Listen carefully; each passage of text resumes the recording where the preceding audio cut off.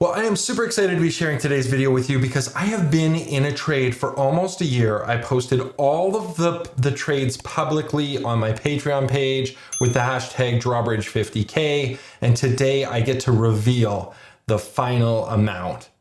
Did I make my goal of 1% a week? And I show you how I can make a 1% return every single week.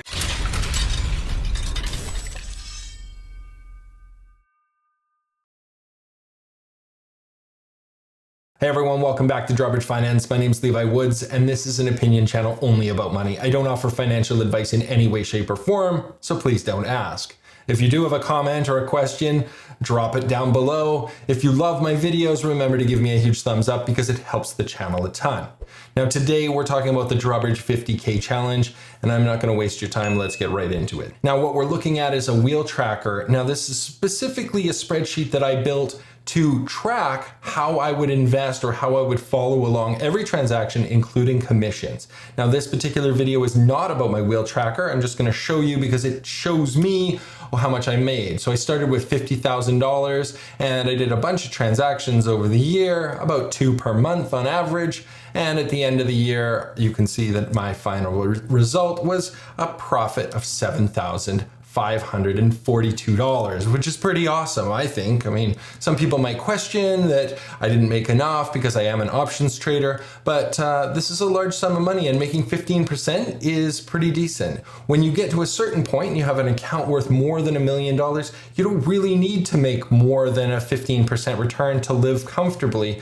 And one of the things that I love about the wheel is that it can provide me with income with a little bit less risk than just holding stock. Now I'll just show you a couple more details here. So up at the top, you can see the trade summary. $50,000 originally invested, $57,000 at the end of the year, a total of 360 days. Now a question that I've gotten a few times is, do you feel like this was a losing trade? And absolutely not. I mean, I made $7,000 or a 15% return. I mean, I can't consider that a losing trade at all because it's not. A losing trade loses money and a winning trade wins money or gains money.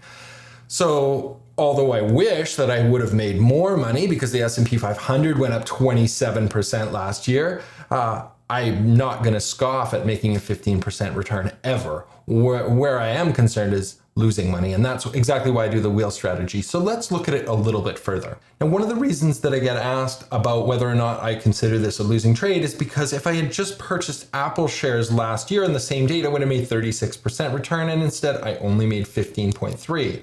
But when we compare the strategy, looking at it over time, I mean, I made a relatively decent return. And yes, I missed out on this upside opportunity. But if you look at it, I actually was a little bit less risk. The returns are smoother because of this slight downside protection that the wheel strategy offers. If I had just purchased stocks, I would have made 10% in the first week, but we never know when that's going to happen. And I had no idea it was going to happen. So it made this trade quite difficult to manage at the very beginning, but I was able to do it and I was able to continue on. Now, if I had been doing this without everyone following, of course, it might have been a slightly different story because I had promised to everyone that I was going to show all the trades. So I had to manage through the trade and try to make some money.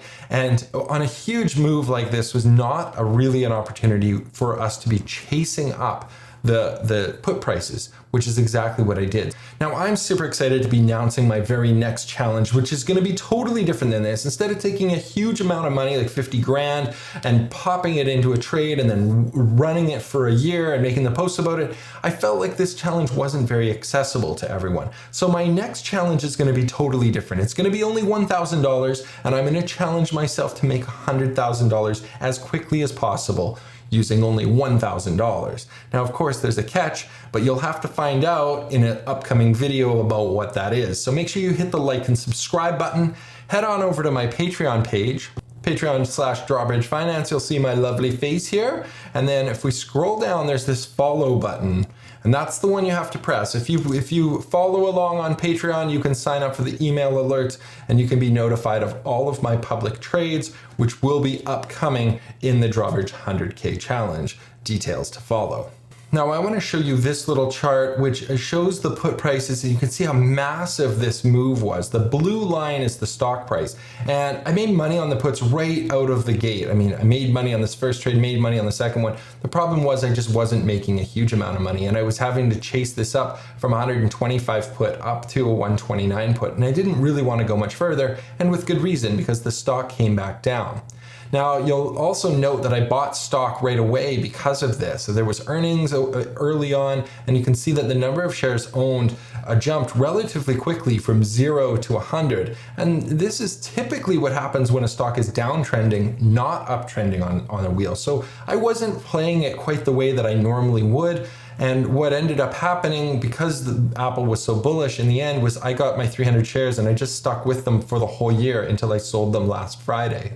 So if we look at what was happening, we had this up move and then the stock came down, and I actually moved my puts to a lower strike. And this was the only time over the course of the entire year where I was actually under assignment risk. By March, I had my 300 shares, and then the stock kind of stayed a little bit in range. And unfortunately, the volatility dropped a little bit. And the volatility is really the story of this trade, because I don't know if you guys remember, but back in the original video when I announced what I was doing with this strategy, I said that if the volatility stays high above 20, then I would be able to continue this trade for the year, and I would try to make 40 to 50% annually. And I thought, well, the wheel strategy, of course, I mean, normally we would look to only make about 10 or 20% a year on a strategy like that. But with the VIX at the elevated levels that it is right now, I think it's really probable that I'll be able to make a 1% return every single week.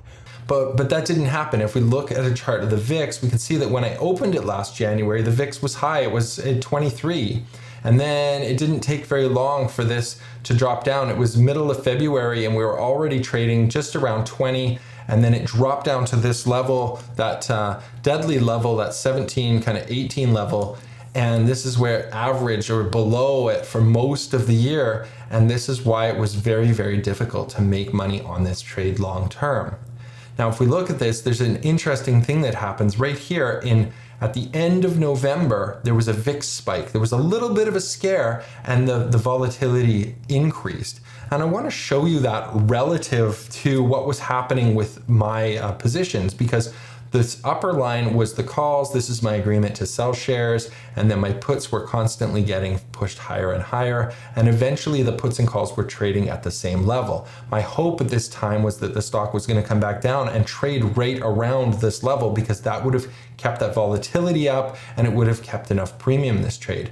By the time we got into October, I was thinking, well, I am so close to the end of the year, I'm going to defer the capital gains that I'm going to incur on this trade until the following year, so I don't have to pay them until 2023. So in October, there was no chance of me taking profit on this until the new year, just to defer the income tax.